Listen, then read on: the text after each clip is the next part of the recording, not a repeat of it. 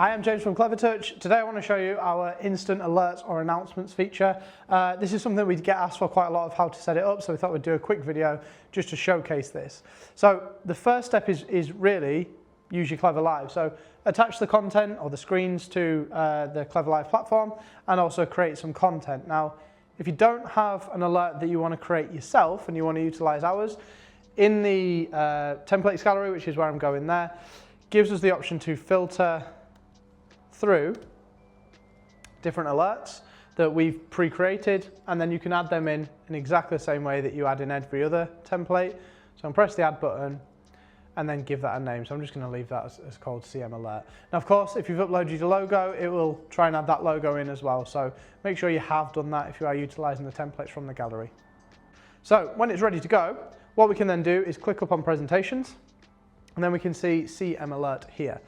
So the first thing you need to do is check what it can be assigned for. So the way you do that is click on this settings cog up here, and then we can see that is used for presentations and announcements, but not alerts. So if you did want to utilize it for alerts, you need to make sure this is ticked. To give you an idea of what that means, an announcement is a presentation that is played for a short duration and then reverts back to what was playing previously. Whereas an alert is a presentation that plays indefinitely until you manually cancel that. So it's worthwhile knowing. I'm going to tick the alerts option here just to show both options. So when I'm ready, I can then go to my screens tab and I can then send those out to the screen. So I click on screens, click on my screen that I want to send it to, and then you can now see there is a megaphone and there is a kind of fire alarm looking-ish thing there. So if I click on my megaphone, all of my presentations will appear, including a cancel message that I can also drag out if I wanted to change it and stop it early. So this will work with any presentation. The announcements is really useful for things like fire alarms, of course, but minute silences, happy birthday messages, staff engagement things, things like that where you want to just send the message out without disrupting a predetermined schedule or a loop. What I'm going to do is send the slide 4, whatever that is, to the screen, and you can see it says duration 15 seconds, press send, it will say message sent, the screen will change to display whatever that message is, and you will also get a little message option on your CleverLive interface just showing that something is happening. Now after those 15 seconds have been through, what will happen is this message will disappear and the screen will go back and revert back to whatever it was playing previously. Now again, really useful for standard stuff, but as mentioned, you could utilize that for things like this is a fire alarm test or whatever. The alert though, I'm actually going to use as an actual alert. So this is if there is an actual problem, a drama. Now the reason we had to click that tick box to ensure that CM alert appeared here was because we don't want loads and loads of different options here. This is when something's going wrong. Someone needs to be fairly cool and calm and also know exactly what they're pressing, and if they've got to cycle through hundreds of different options, it's going to be a lot more difficult. So that's why you have to physically select it. Now with the alert, when I drag and drop, it doesn't give me a time. It needs to be on the screen as quickly as possible. So it displays that, it says message sent, and then what will happen is that screen will then transform to play that. Now, the alert itself will need to be cancelled. So the way you do that is click,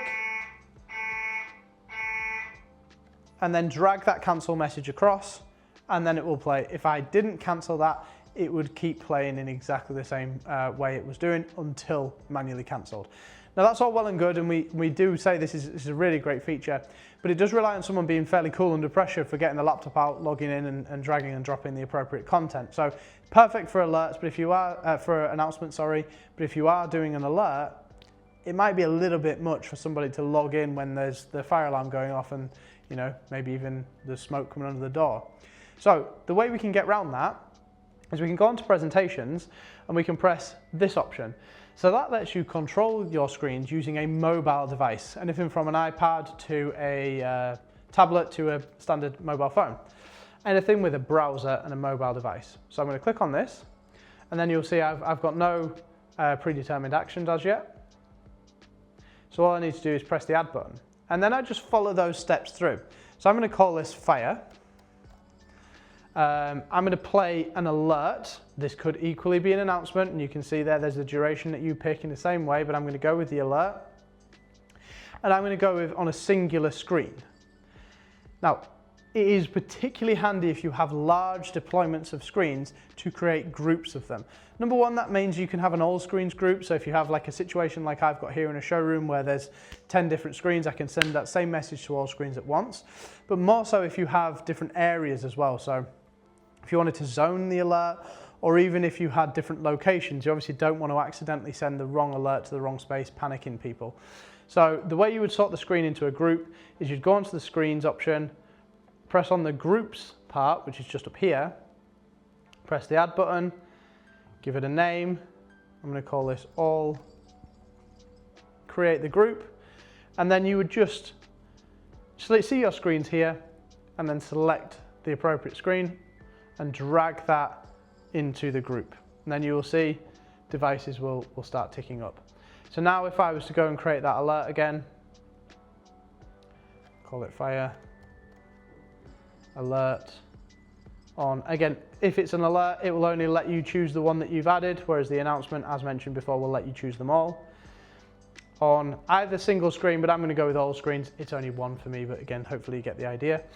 And then you've got options. You can either choose a custom image, whereby you go and browse for a one if you've pre-created one. I don't, so I'm going to choose the icons that we've got, and I'm going to go with the fire alarm one, and I'll maybe go with a red background color just so that it really stands out.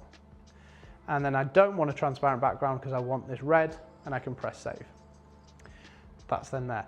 So now what happens is if I get my mobile device and I was to log in using the standard browser, so just sign in, you can now see I'm logged in as CleverLive Training. What we can then see is that fire alarm button is still there for me. So now all I have to do is click that option, and then it will then play on screen. Now, if I want to cancel it, I will have to go back to the Screens tab, click on the alert, and send a cancel message, which actually can be quite problematic, and if it was a false alarm or you've accidentally pressed it, it can be a bit annoying. So if you are doing something like that, we would always advise to go into here, into the actions option, and add a cancel. So I don't want to choose an alert, a loop or anything, I want to choose a cancel message on the screen or the group of screens, and I'm going to go with a live, there you go, with the green background instead. So now I've got these two, this one cancels and this one hits the fire. So now if I just refresh my browser, what you will see is I have the alert that I can press, and then I also have the cancel message that allows me to stop that so that it plays back whatever content was playing before.